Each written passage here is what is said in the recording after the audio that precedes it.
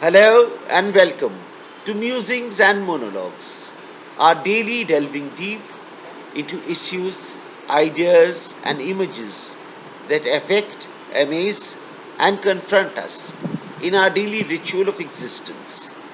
Yesterday, we spoke about the seminal work of two filmmakers from India, Tyagarajan Kumararaja and Bhaskar Hazarika. After speaking about them, I ventured back into YouTube and by sheer accident discovered two little gems from the realm of Bengali cinema created by a certain Aditya Vikram Sengupta. Aditya Vikram Sengupta has emerged as a new and unique voice, trust you me ladies and gentlemen, in Indian cinema. He's worked much in the tradition of Rahi Anil Barve, the creator of Tumbad. Both he and Barve were graphic artists in their previous avatars, much like Satyajit Ray was in the 50s.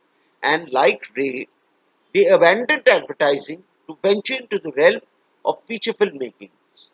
Sengupta even used his personal resources to fund his film Asha Jawar Majkhane, traveling in between, or what he chooses to call labor of love. Art for art's sake, or art as means of creating meaningful and greater social consciousness and deliverance from sinful circumstance, is what is constantly deliberated about the cinema of Aditya. Aditya declares himself as an artist who's an anarchist, having complete control over meaning that the viewer has to have the liberty to explore on his own. He does not lead the viewer or give the viewer a clue about what he means through certain images.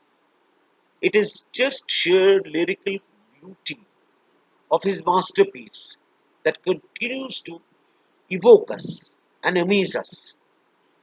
Artist, as an anarchist, having complete control over meaning, hence such meticulousness of framing every shot and creating a soundscape beyond the frame. Discovered in 2014, Sengupta created his epic masterpiece, Asha Jawar Majke, a traveling in between, or what he chooses to call labor of love. It is about a couple who work in different shifts and hence can't meet each other but pine for each other's company. It is a lyrical linear narrative, sculpting in time and creating a mise-en-scene of expiation, much like the works of Mani Kaul and Kumar Shahani about 5 decades back. Ray had dismissed Kumar and Mani as anemic, alienated, and distant from the mainstream. However, we cannot do the same. I at least cannot do the same because I learned cinema at the feet of masters like Mani and Kumar, who chose to guide me in this lonely mission of achieving the final mise-en-scene of expiation, sculpting in time and creating a mise-en-scene of expiation. Aditya constantly reasserts his position as the numero uno voice of a new generation, especially if you see Jonaki, a film made in 2018. He keeps on constructing images of loneliness and desire, desperation and isolation in cleverly crafted frames. He's also the cinematographer and editor of his own films, making him a complete Renaissance figure. Time within time, coordinates of space and time going awry, symmetrical visual constructs, the simultaneous layers of meaning in each frame that stun us, sheer visual poetry through narrow lanes, dilapidated and desolate structures, the soundscape of the screen, and the minimal use of background score is the hallmark of Aditya's work. He uses his actors as objects or models, like what Bressot did originally and followed by so assiduously by Kumar Shani and Manikol. He uses Ritik Chakravarti and Basavdatta Chatterjee and Asha Jawar Majgani not to act. He apparently told them, I don't want you to emote.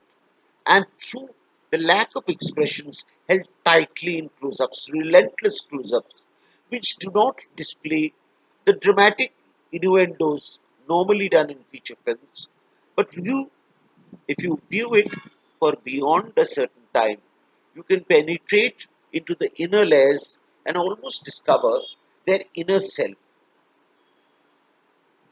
In Jonaki, Lolita Chatterjee, Shumanta Chatterjee, and Jim Parab reenact with the same precision and perfection as models, almost hobbling down the huge landscape of desolation and destruction all around. An urban landscape, not a rural one, and absolute urban ennui surrounding our hearts. Aditya Ray, Aditya Vikram Sengupta, I'm sorry, dismisses all contemporary filmmakers in India, but we can't dismiss him.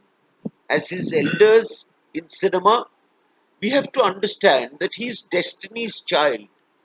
We ought to salute him for his attempts of creating a new space and narrating to us in a non-linear fashion ideas that we revel and engage in meaningless banter through the lyrical quality of the visuals that he presents and represents to us.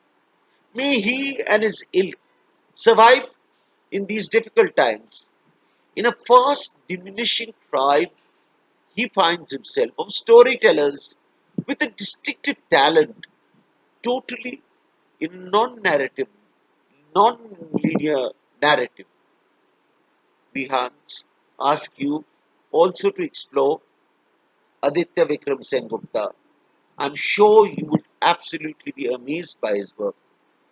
If you like what we spoke about, please share it with your friends and post your comments on the works of Aditya Vikram Sengupta. That will be all for today. Have a good day and enjoy your lockdown. Ladies and gentlemen, thank you once again for your time.